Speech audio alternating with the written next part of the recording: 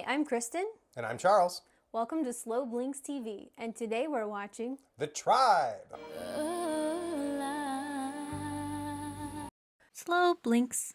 So we're here to talk about The Tribe, but what is it? The Tribe is your standard post-apocalyptic teenage sci-fi soap opera produced in New Zealand between 1999 and 2003. Standard. Yeah. We're rocking some pretty sweet fits today. We did try to go with the Tribe aesthetic. So I did some crazy eye makeup, some fun crazy eye makeup. Yeah, very 2000s. I did a full dress with pants. My look is inspired by the character of Jik. He tends to wear very, very loud patterned, like Hawaiian button-ups, but with his open so you can see his undershirt, and then he wears various types of vests and jackets. This show deals with some pretty heavy stuff. Yes. So here's a little bit of a trigger warning for this episode. The premise is great. The premise of The Tribe is a virus wiped out everybody like over the age of 18 in the world, maybe, at least definitely in New Zealand. Mm-hmm. And immediately, as society falls apart, all the kids decide to wear lots of layers and lots of face paint and makeup and crazy hair colors, and they all kind of form their own tribe. The production of the show is incredibly cool because, like any other soap opera, like we just recently talked about Dark Shadows, the production is so fast that they don't really have time to worry about all the little things, which makes the show very funny. I should say the main tribe that we follow is a tribe called the Mall Rats because they live in a mall. There are some other tribes. The main antagonists of the show in the first season are the Locos. They kind of look like punks? Biker punks? Bikey punks? Sort of biker vibes, but don't they just have like skateboards and roller skates and stuff? Roller skates, definitely. Roller skates, they actually make me more think of the wheelies. The show has hundreds of characters over the course of its run, some more important than others, but we're going to try to trim down the focus as much as possible. We're going to talk about the wedding of Lex and Xandra. It is a huge cast of characters. Just keep my list out. I don't care. First on the list is Amber. Tell us a little bit about Amber. Amber is the leader of the tribe of the Mall Rats. Yeah, definitely. She's the mom of the group. She's also like the most level-headed. Mm-hmm. She's the voice of reason during the wedding arc. Yes. Okay. We've got Bray. Bray's a bit of a bad boy. Yes. He's actually, so the leader of the antagonistic tribe was named Zoot, and Bray is his brother. He's kind of the main male love interest of the show for most of the characters. Yes. Yeah, he's got a real skater boy thing going on.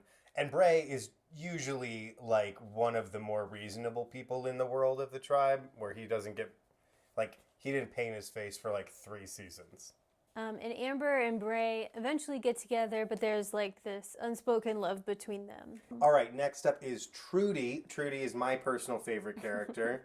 This is very soap opera. Trudy has a baby that is the child of Zoot, Bray's brother. Mm-hmm. But Trudy is in love with Bray. And Trudy has tremendous postpartum depression. There are no doctors anymore. Nobody knows what she's going through. There's Celine. Okay. Not Celine. She's awful. She's awful. We've got some of the younger kids. We've got Dal. Dal is just one of the kids who lives in the mall. He's got a pretty good head on his shoulders. We've got Jik. Jik is Jack. Jack.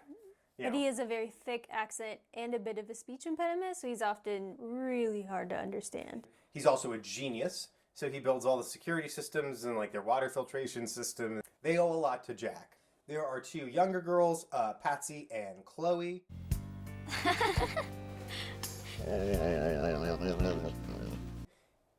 Tysan, she is sort of ambiguously spiritual. We have Xandra. Xandra is kind of a fashion queen. She is very annoying. Yes, but she is a familiar face to us because she was in an episode of Jack of All Trades. If you haven't seen our Jack of All Trades episode, you're not alone. And then finally, another character who's there for the entire show, he's really a core staple of the show, The Tribe, is Lex.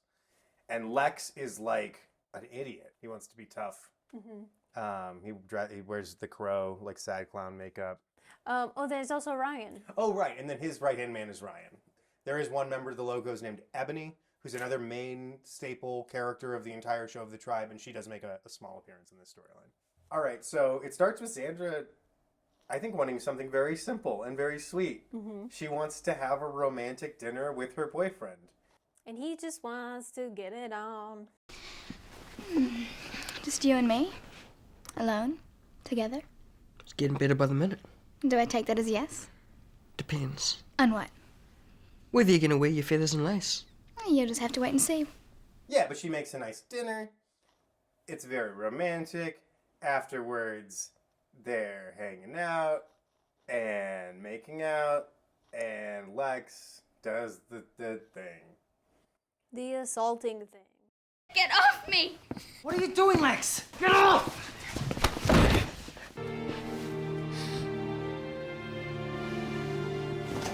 So Xandra goes to talk to her friends, the other mall rats, about what happened. Celine is the worst. What if I might have been leading him on a tiny bit? Hard to imagine. Shut up, Celine. Amber is furious. Obviously, Amber is the team leader and the team mommy. I was terrified. Not half as terrified as Lex will be when I get hold of him. But then, our wise character, the wise Tai-San, has a brilliant idea. So, what's healing communion when it's at home? Like marriage. You've got to be joking.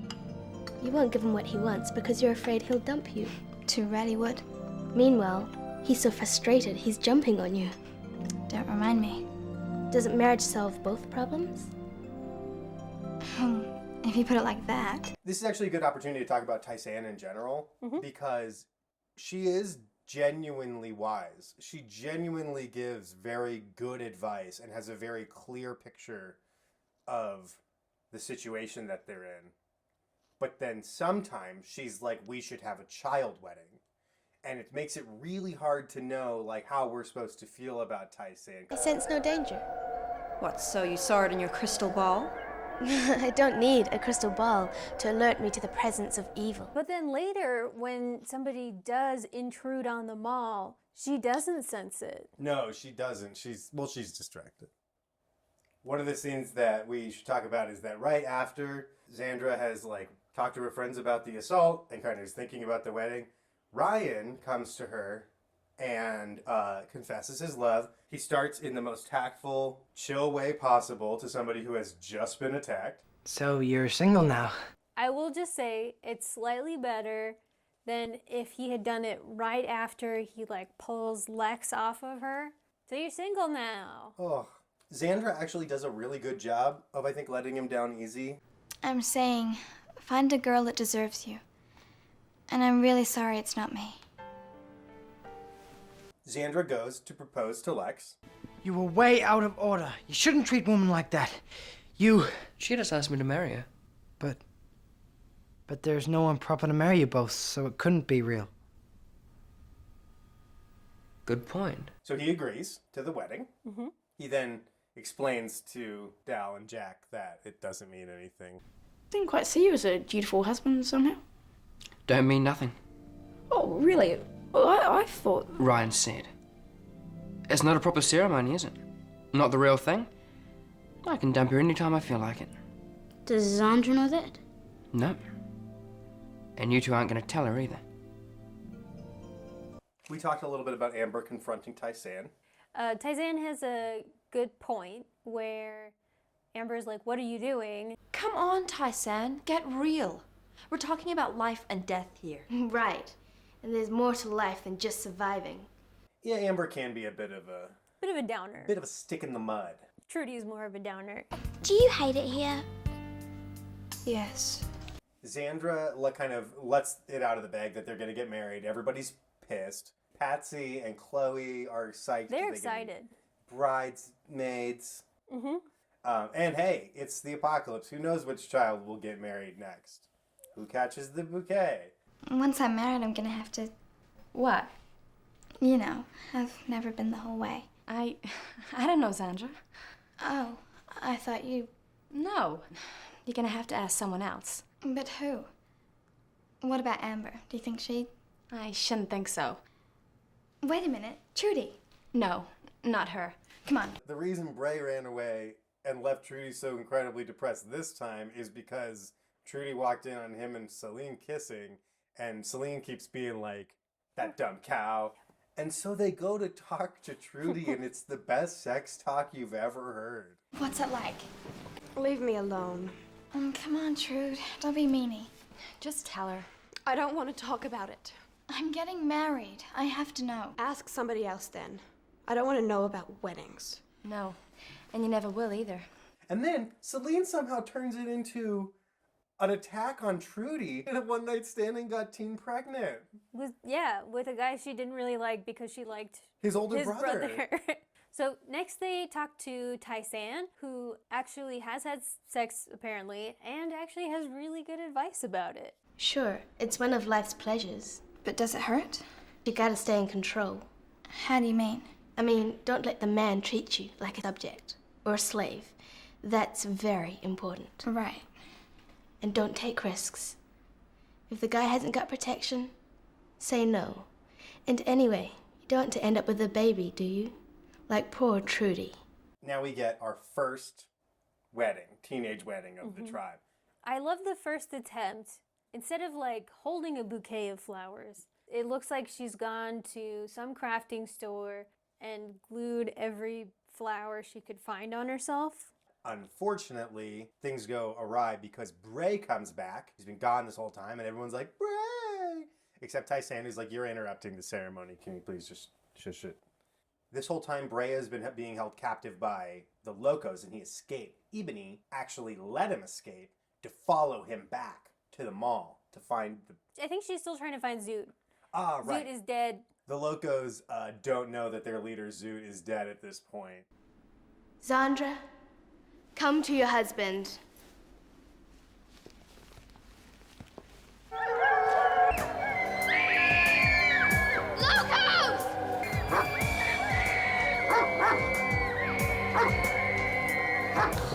Just shut up, Sandra.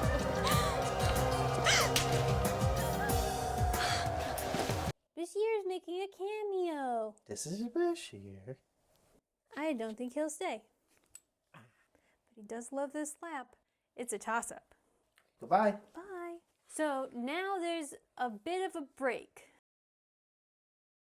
Lex has made some bad decisions in the interim.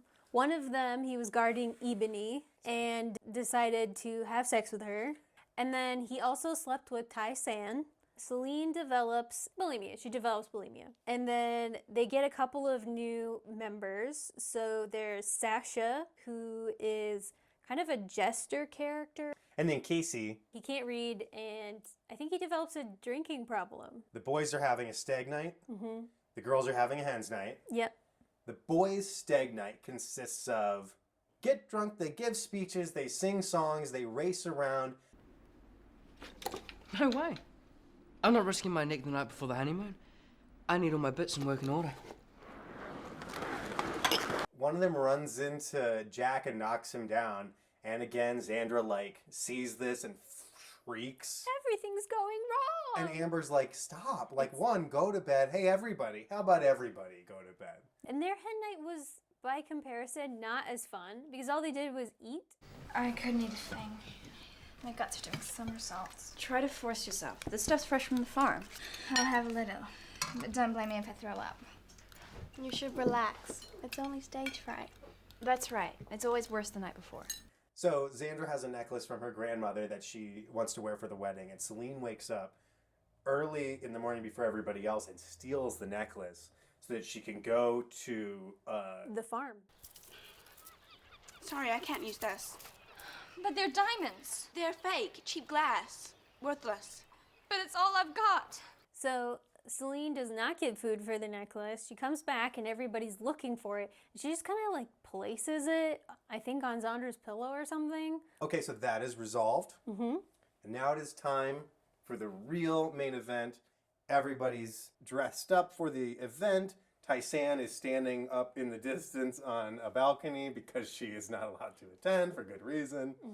So I actually really love this second wedding outfit that she puts together. Yes, it's like funky 90s kid vibes. This one actually does have kind of a wedding vibe. Yes, I absolutely love Lex's outfit too. He is in a bowler hat with a giant pheasant feather sticking out of the top of it. Does anyone know of any reason why Zandra and Lex shouldn't be married? I can think of plenty.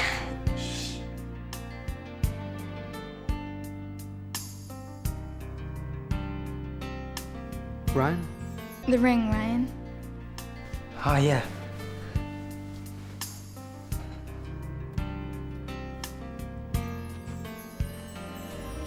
With this here ring, I vow my... And die in love. Vow it. I do.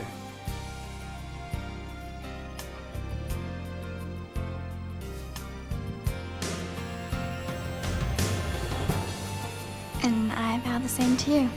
Then it's time for the spirit of life to bless this happy couple. The water of life that, like hope, springs eternal. You may kiss the bride.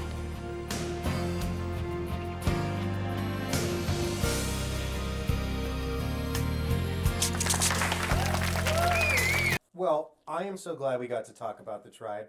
The tribe is such a niche cult thing. I wish more people knew about it. I wish it had a bigger place in pop culture because it's so unique and fun. Thank you so much for joining us to talk about the tribe. I can't wait to talk about it again someday. Yeah, thanks for watching, and we'll see you next time. Goodbye. Goodbye.